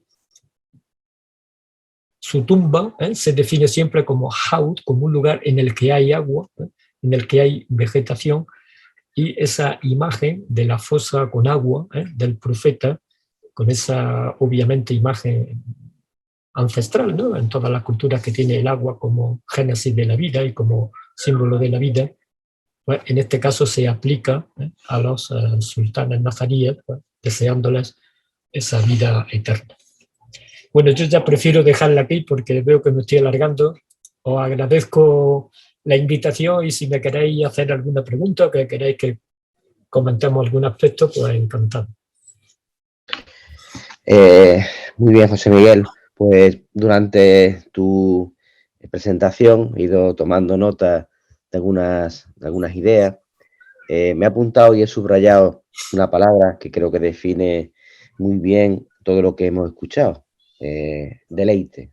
Creo que si algo podemos definir tu ponencia, ha sido que se ha sido una ponencia deliciosa, porque además nos ha acercado a una visión que quizás por las personas que están dentro del ámbito académico pues pueden conocer, o al menos no toda la profundidad con la que tú lo has expuesto, pero sí toda la, digamos, la riqueza simbólica de la Alhambra, en general de la estética islámica, pero para muchos estoy convencido que será pues un descubrimiento, ¿no? Porque uno descubre cuando su mirada cambia, y creo que eso es la gran virtud del conocimiento, ¿no? El poder aprender a mirar las cosas desde otras perspectivas.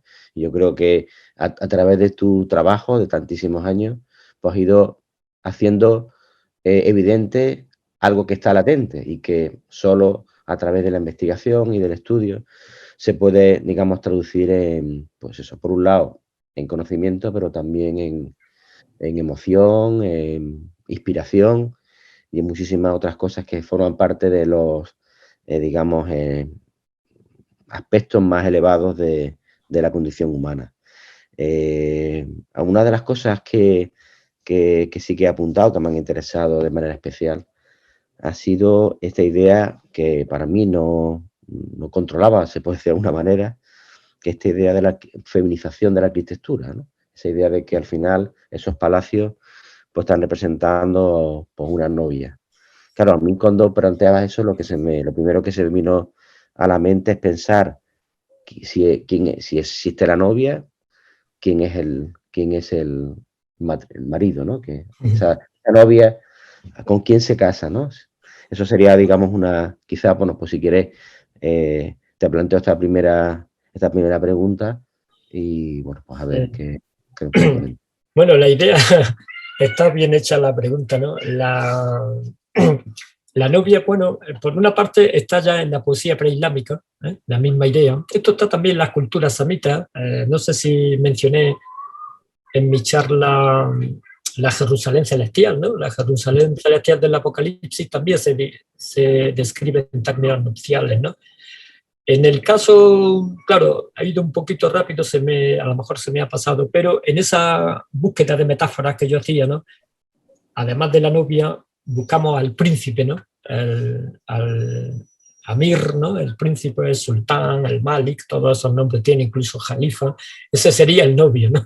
Digamos, sería el, el, eh, el que disfruta, ¿no? De esa novia además una novia idealizada, hierática, que está siempre como al poeta preislámico. El poeta preislámico es el héroe que sale a la inclemencia del desierto a cazar, a la batalla probablemente, y los poemas preislámicos y los poemas clásicos solían empezar con un preludio erótico, ¿no? Es decir, de recuerdo de al-Atlal, ¿no? El recuerdo de la ruina del campamento que se ha dejado atrás, y el centro de ese campamento es la novia ideal, ¿no? Como un prototipo de la mujer perfecta, ¿no? Obviamente son mujeres que no tienen nombre, ¿eh? En el caso de la Alhambra, pues bueno, había también el elemento femenino, eran las sultanas, ¿no?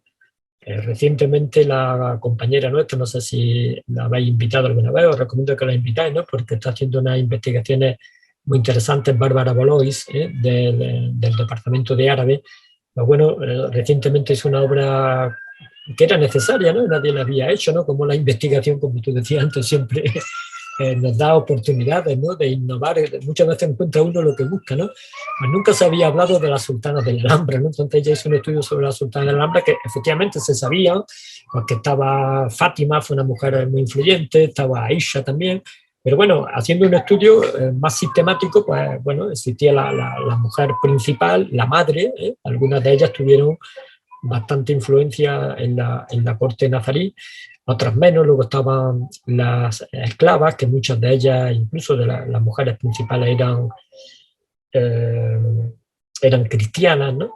Y están documentadas un poquito en los textos árabes, otras en textos ya cristianos posteriores, ¿no? Entonces yo me acuerdo que una vez Bárbara me preguntó, dice, bueno, ¿hay nombres o alusiones a mujeres en los poemas de la Alhambra, ¿no? Entonces, no, digo, mira, pues no, solo los únicos nombres que aparecen son nombres, aparte de Dios, ¿no? Y del profeta, son nombres nada más que de los sultanes, ¿no?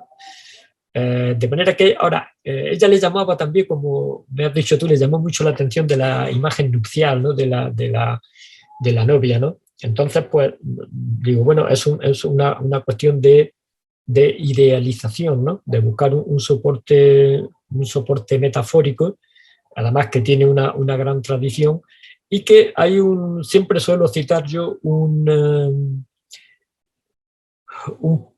aforismo de Ibn Arabi, el gran místico murciano, ¿no? Que tiene un libro precioso, ¿no? Que se titula El libro de lo que es prescindible, ¿no? Entonces solamente va diciendo frases de cosas en el mundo que son prescindibles, ¿no? O que no son fiables.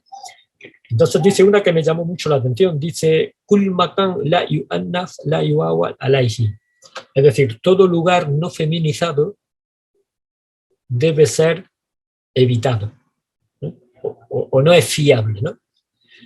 En el caso del sufismo llevamos, y sobre todo de un sufismo existencial y profundo como el de Ibn Arabi, llegamos a un elemento que ha sido considerado herético, ¿no? Dentro del Islam, que es incluso, él lo dice claramente, la idea de que Dios es femenino, ¿no? Aquí volvemos a la idea del eterno retorno, del eterno femenino, ¿no? Que está también presente en el Islam. Pasa que está en el Islam en sectores, digamos, minoritarios y que han sido perseguidos tradicionalmente. De hecho, Ibn al-Khatib, por su tratado de mística, fue condenado a muerte porque aunque él no aceptaba esa, digamos, profundidad y poner en duda la estructura del Islam patriarcal, pero jugó un poco con ella, ¿no? Le atrajo elementos de estos, ¿no?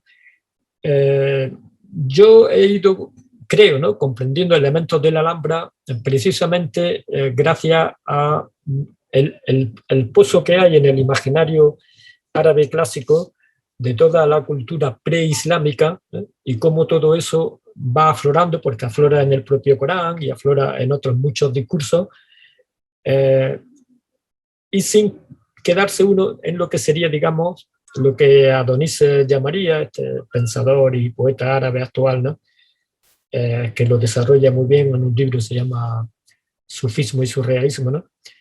Lo que sería, digamos, un Islam ortodoxo y literalista, que ha sido el predominante, era el que se utilizaba para la política, y se sigue utilizando, ¿no?, en la política, digamos, oficial, pero existe todo ese imaginario, ¿no?, que escapa, ¿no?, a esa visión de la religión, ¿no?, y que donde sí se ha explotado ha sido a veces en la literatura, en la poesía. De hecho, la voz femenina donde aparece en la cultura andalusí precisamente es o bien en poetisas, ¿no?, que se ha conservado versos, bastantes de ellas, y en la mística, ¿eh? Donde a la mujer se le concede el rango de sabia, y de inspirada, incluso de maestra, respecto al sufí. No quiere decir que la Alhambra en sí misma sea una construcción sufí, pero en la Alhambra hubo presencia del sufismo, obviamente, y esos elementos que el sufismo los lleva, digámoslo así, a una inversión, ¿no?, de los valores sociales habituales, en la Alhambra afloran de alguna manera o se pueden percibir en algunos elementos poéticos y artísticos, ¿no? Muchas gracias, José Miguel, por comentar en tus respuestas. Has citado Ibn Arabi, me ha hecho recordar el trabajo de Henry Corbin sobre Ibn Arabi, donde habla también le llamaba la sofianidad, ¿no?, el concepto de lo femenino, y relacionándolo también con la sabiduría, que también representa a Bilquis, y también relacionándolo con la figura, ¿no?, que sería, digamos, un poco el paralelo, ¿no?, de Sofía, la Sofía gnóstica en el mundo del Islam, que sería Fátima al-Zahra, ¿no? O sea, que el femenino también, y ese matrimonio podría ser también un matrimonio como el de los cantares de los cantares, ¿no?, entre la sabiduría divina, lo femenino, ¿no?, y luego pues lo que sería, digamos, Dios, y eso también trasladado al aspecto más íntimo y personal. Pero bueno, es un tema interesantísimo, pero quizá a lo mejor podíamos eso derivarlo a una conversación más erudita, que a lo mejor pues, para los que nos están escuchando igual puede resultar algo tedioso, ¿no? Yo sí quería hacerte una pregunta, que es referente, leí un trabajo de Closa Farrés sobre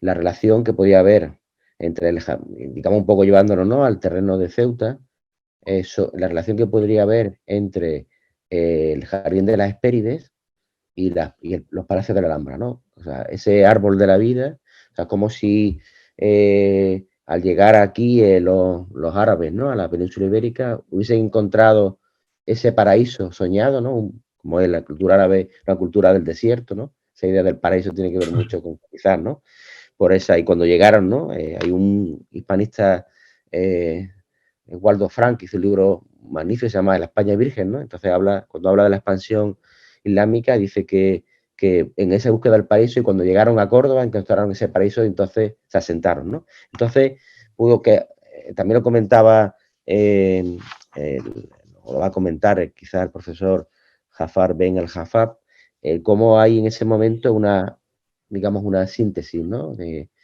una relectura de los mitos clásicos y una atribución, una apropiación en el mundo árabe, ¿no? Entonces, no sé si eso, tú como experto en la Alhambra, si está, digamos, posible vinculación entre el Jardín de la Hespérides, lo que sabes que estaba ubicado, algunos en Ceuta, otros dicen que en la zona de Larache, pero no, siempre en la costa africana del estrecho de Gibraltar, sí es verdad que podría haber algún tipo de relación con la Alhambra y la idea del paraíso que representa la Alhambra.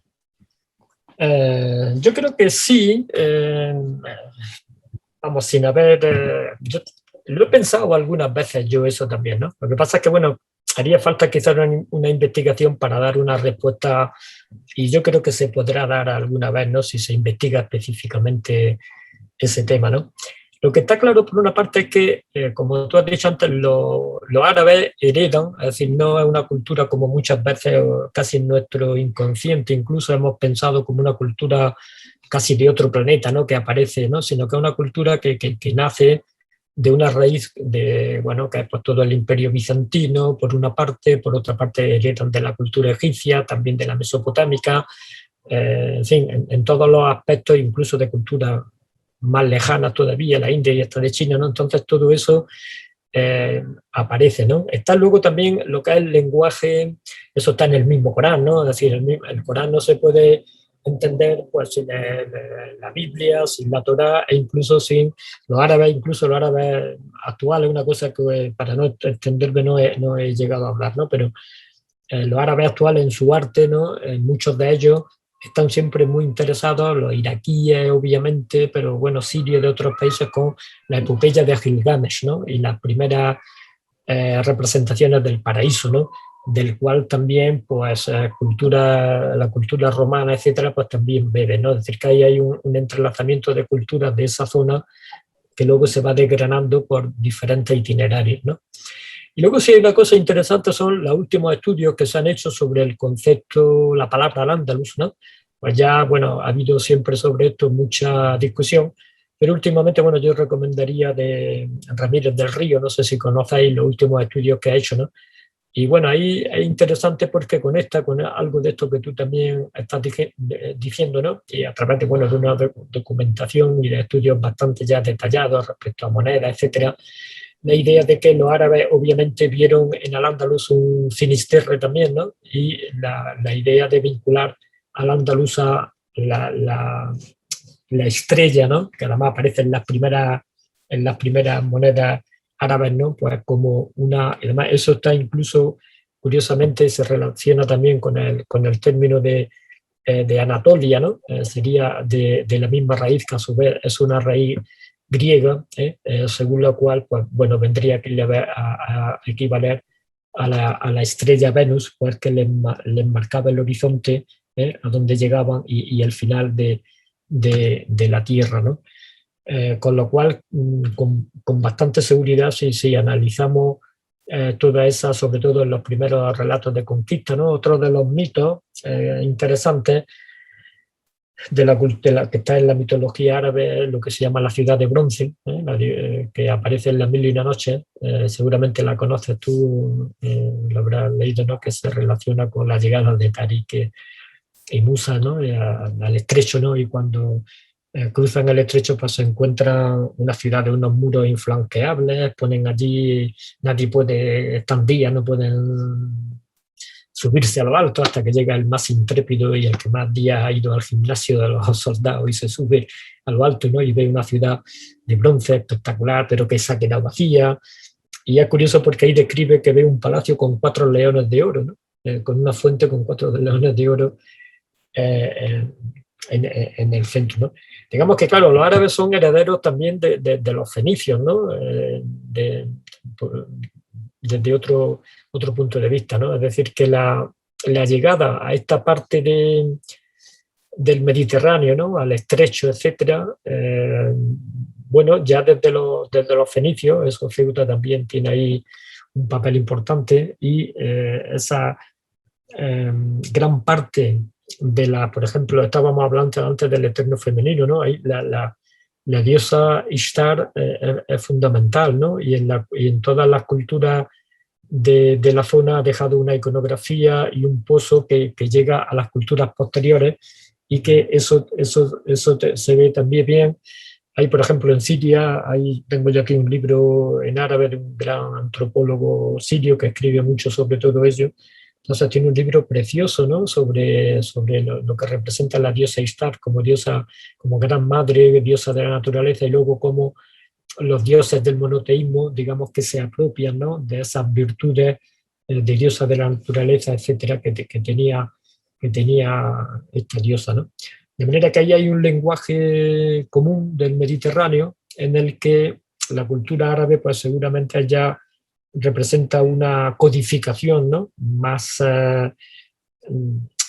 Así, más reciente, de un pozo de otras muchas culturas anteriores, ¿no?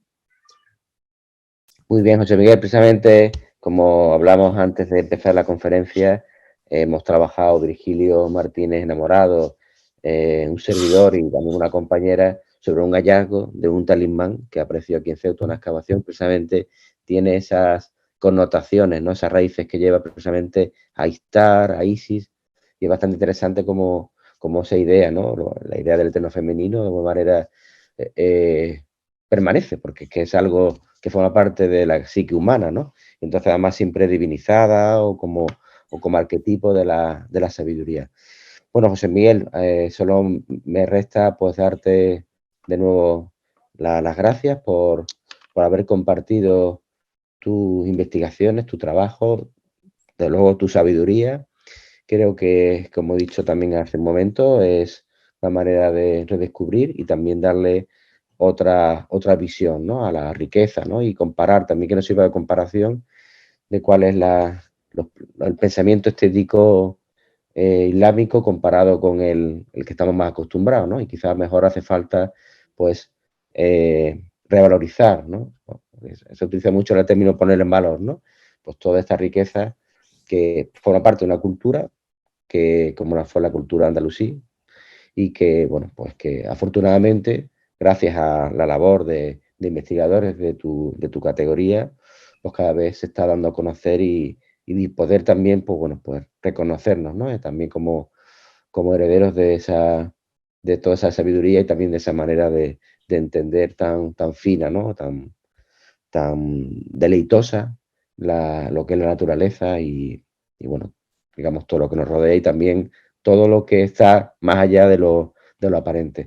Así que muchísimas gracias, José Miguel, y esperamos desde el IEC poder contar contigo en otras ocasiones para seguir, pues, aprovechándonos, en el mejor sentido de la palabra, de tus conocimientos y tu extraordinaria sensibilidad y tú también